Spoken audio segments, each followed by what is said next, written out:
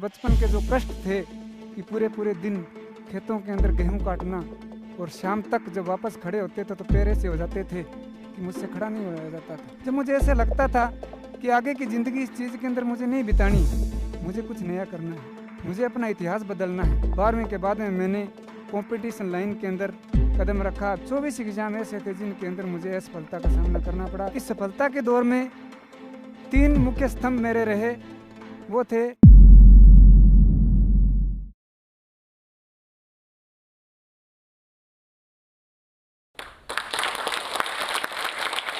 आप सभी को मेरा नमस्कार। मेरा नाम प्रेम कुमावत है और मैं हनुमानगढ़ ज़िले के गांव राइयावाली का रहने वाला हूं। और आज की जो मैं कहानी है मेरी आपके सामने जो बता रहा हूं, उसकी शुरुआत एक वाक्यांश के साथ करने जा रहा हूं कि संघर्ष के सर्वोच्च शिखर पर सफलता। मैंने आज जो सफलता हासिल की है उस चीज़ को समझने के लिए मैंने इन शब्दों से उस चीज़ को बयान किया है कि संघर्ष के सर्वोच्च शिखर पर सफलता यानी लगातार संघर्ष, और संघर्ष को उस ऊंचाई तक ले गया कि वहाँ सफलता अपने आप मेरे पास आ गई। इस सफलता के दौर में 3 मुख्य स्तंभ मेरे रहे, वो थे अनुशासन, ईमानदारी और मेहनत। यानी अनुशासन में रहते हुए ईमानदारी के साथ मैंने मेहनत की तो वो सफलता है जो मुझे मिली। जहाँ तक मेरे बचपन की बात है, बचपन काफ़ी अभावों भरा रहा। स्टार्टिंग के अंदर कक्षा 5वीं तक का जो अध्ययन है वो मैंने किया। उस समय काफ़ी स्ट्रगल रहा मेरी लाइफ के अंदर। उस समय जब मैंने कक्षा प्रथम में प्रवेश लिया था, उसी समय मेरे परिवार के अंदर एक ऐसी दुर्घटना हुई जिसकी क्षति ऐसी थी कि जिसकी भरपाई इस जीवन में असंभव थी। उस समय एक तो मैं मेरी अपनी ज़िंदगी की शुरुआत कर रहा था, एजुकेशन की शुरुआत, और उसी समय मुझे एक आघात हुआ कि मेरे पापा जी हैं जो एक दुर्घटना के अंदर उनका देहांत हो गया। लेकिन उसकी भरपाई मैंने अपनी मेहनत से करने की कोशिश की है। उसके बाद मेरे माताजी पे जो कष्ट आया, मेरे पूरे परिवार पे एक भयंकर कष्ट आया। उस समय मैं उस चीज़ को महसूस नहीं कर पाया क्योंकि मैं एक बच्चा था। मेरी 5वीं तक की स्टडी के अंदर मेरे सिर्फ 2 ही काम होते थे, पहले स्कूल जाना और स्कूल से आने के बाद में परिवार में बकरियां पाली हुई थी तो मैं बकरियों को चराने के लिए लेके जाया करता था। तो लगातार 5 साल यही काम चलता रहा। धीरे धीरे ये समय बीतता चला गया। उसके बाद में मैंने 6 से 12 तक की पढ़ाई को कंप्लीट किया। उस दौरान भी समस्याएं कोई कम नहीं थी। पूरे पूरे दिन खेत का काम करना, और जब विद्यालय लगता था तो विद्यालय समय के पश्चात खेत का काम करना, और पूरी पूरी रात भी मुझे याद है कि जब 10वीं के एग्ज़ाम में दे रहा था उस समय भी ऐसा वक्त था कि पूरी पूरी रात खेतों के अंदर सिंचाई करना, पानी वगैरह फसलों को देना और सुबह उठ के जाके पेपर देना। तो ये जो लगातार संघर्ष का दौर था ये मेरी ज़िंदगी में चलता रहा। जिस समय घर पे आके मैं शाम को पढ़ाई के लिए बैठता तो लाइट की व्यवस्था नहीं थी। दिन में सारे दिन काम और स्कूल का काम, तो शाम को पढ़ाई के लिए दीपक की रोशनी से मैंने कक्षा 12 तक की पढ़ाई पूरी की। एक ऐसे परिवार में मैं था। फिर मेरे एक ज़िंदगी के नए संघर्ष की शुरुआत होती है। 12वीं के बाद में मैंने कंपटीशन लाइन के अंदर कदम रखा। बीए प्राइवेट कर रहा था। मेरा भी एक सपना था।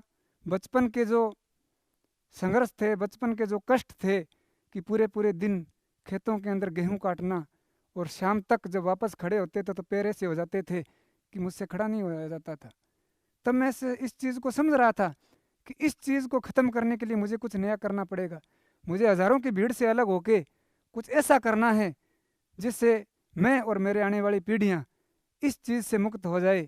लेकिन धीरे धीरे ज़िंदगी को आगे बढ़ाया और ज़्यादा मुझे महसूस हुआ कि आर्थिक तंगी है वो ज़्यादा बढ़ती जा रही है। तो मैंने मेरी जो एकेडमिक कोचिंग की स्टडी थी उसके साथ साथ खुद एक स्कूल के अंदर मैंने अप्लाई किया, प्राइवेट स्कूल के अंदर, तो वहाँ मेरा नंबर आ गया। तो मैंने 2014 के अंदर एक स्कूल के अंदर प्राइवेट 12वीं तक पढ़ाना शुरू किया।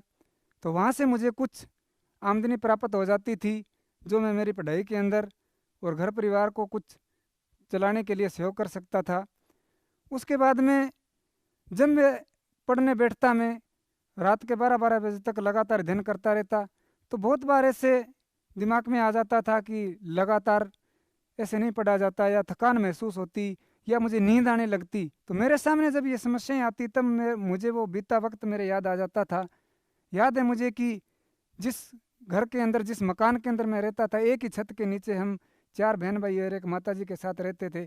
और जब कभी बरसात का वक्त आता था, तो हमारे मकान के अंदर ऊपर बरसात होती थी, और नीचे मकान के अंदर कम से कम 10-10 बर्तन अलग अलग जगह रखे मिलते थे, क्योंकि वो छत है जो टपक रही होती थी। और छत भी ऐसी थी कि अभी गिरे, और उसको बचाने के लिए नीचे लकड़ी के गोले से सपोर्टें लगा रखी थी 4-5, तो सही से चारपाई भी उस तरीके से उसके अंदर नहीं लगा पाते थे। तो ये जो चीज़ें मेरे दिमाग में आती थी कि उस जगह को बदलना है। उस मकान के अंदर मैंने अपनी ज़िंदगी के 25 साल बिताए हैं।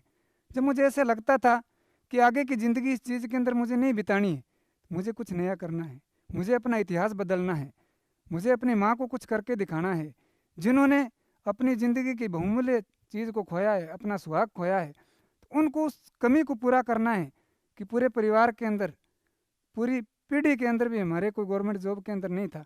तो मुझे ऐसा लगा था कि मैं ऐसा करके उनको दिखाऊंगा। लेकिन जैसे ही मैंने ये तैयारी शुरू की, 2011 के अंदर कंपटीशन एग्ज़ाम की बहुत ज़बरदस्त तैयारी के साथ पहला एग्ज़ाम दिया, लेकिन दुर्भाग्यवश मैं उस एग्ज़ाम के अंदर क्लियर नहीं कर पाया। तो जो मेरा सपना था वो पहले ही झटके में चकनाचूर हो गया, और मुझे ऐसा लगा था कि शायद मैं ये नहीं कर पाऊँगा। लेकिन जो मेरे सर थे, ग्रोवर सर, उनकी वजह से मुझे ऐसी प्रेरणा मिली, एक ऐसा जोश और एक ऐसा लक्ष्य निर्धारित हुआ कि 2011 के बाद में मैंने सोच लिया था कि असंभव कुछ भी नहीं है। जो भी कुछ है और जो मैं चाहता हूँ वो मैं कर सकता हूँ। और धीरे धीरे दूसरे एग्ज़ाम का समय आया, दूसरा मैंने एग्ज़ाम दिया, उसके अंदर भी यही हालात हुए, और मैं फिर एक बार रह गया, उस एग्ज़ाम को भी क्लियर नहीं कर पाया। वो 2013 की बात है। उसके बाद में लगातार यही स्थिति चलती रही, और 2019 तक मैंने लगभग 25 एग्ज़ाम दिए, लेकिन एक एग्ज़ाम जिसमें मैं सफल होकर आज यहाँ आपके सामने खड़ा हूँ, उसके अलावा 24 एग्ज़ाम ऐसे थे जिनके अंदर मुझे असफलता का सामना करना पड़ा। उस 24 में से भी 10 एग्ज़ाम तो मेरे ऐसे रहे हैं जिनके अंदर मैं मात्र 2 या 3 नंबर से रहा हूँ। यानी 2 या 3 नंबर होते तो मैं कब का ही एक गवर्नमेंट सर्विस के अंदर होता। और उनमें से भी 5 एग्ज़ाम ऐसे हैं जिनके अंदर कभी 0.7, कभी 0.4, कभी 0.3, इस तरीके से मैं रह गया। और फिर भी मैंने हार नहीं मानी, अपनी हिम्मत को जुटाया। एक बार होता है जब इतनी 100% मेहनत करने के बाद में इंसान को सिर्फ असफलता हाथ लगे, वो भी एक बार नहीं, बार बार असफलता, लगातार 10 साल तक असफलताएं हाथ लगते रहना, तो फिर ऐसे मायूसी आ जाती है।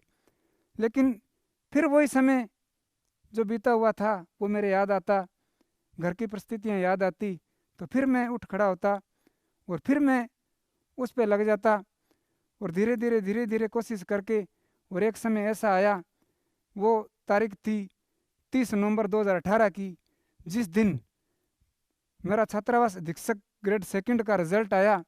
उससे पहले मैंने बहुत से रिजल्ट देख चुका था, और रिजल्ट देखता था, रोल नंबर देखता था, सर्च मारता था कंप्यूटर में रोल नंबर, तो मिलते नहीं थे। उसके बाद में जब वो मैंने रिजल्ट देखा, उससे पहले मैं अनुभव करता था इन चीज़ों को, सोचता था मैं कि एक इंसान जिसका गवर्नमेंट जॉब के अंदर सिलेक्शन हो जाता है वो किस तरीके का अनुभव करता है, कैसा सोचता है वो कि हाँ आज वो एक गवर्नमेंट एम्प्लॉय बन गया है। तो मैं भी जब उस दिन मैंने रिजल्ट देखा तो मेरा रोल नंबर मुझे उसके अंदर मिला, ऊपर लाइन लिखी हुई थी कि ये अभ्यर्थी हैं, इनको इस परीक्षा में इनका चयन किया जाता है। तो उस समय मैंने वो चीज़ महसूस की, मेरी आंखों से आंसू शुरू हो गए अपने आप।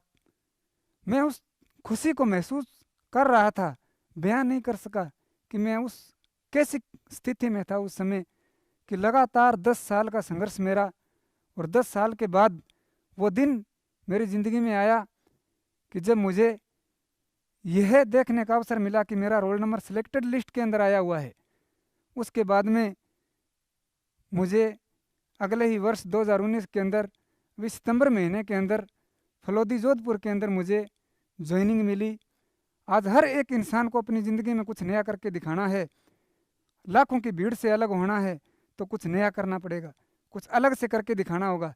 और मुझे कुछ पंक्तियां मैंने कहीं से सुनी थी कि जहां आप कार्य कर रहे हो और जहां आपको जो अच्छा लग रहा है, या जो सबसे ऊपर जो कर रहा है, सबसे ऊपर जो बैठा है, यानी जिस चीज़ का जो डायरेक्टर बैठा है उसने क्या किया है, वहाँ तक आप कैसे पहुँच सकते हो, ये सोच रखनी है।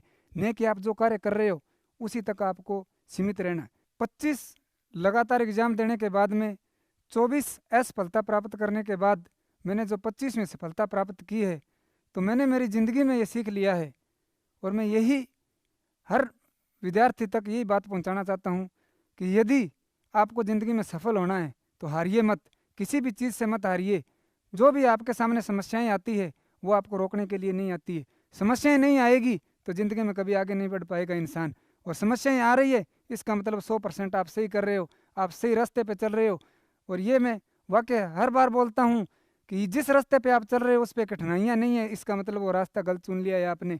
और जिस रास्ते पे आप जा रहे हो उस पर कठिनाइयाँ आ रही है, लगातार कठिनाइयाँ आ रही है, इसका मतलब आप उत्कर्ष की ओर बढ़ रहे हो और एक दिन आप 100% सक्सेस होगे।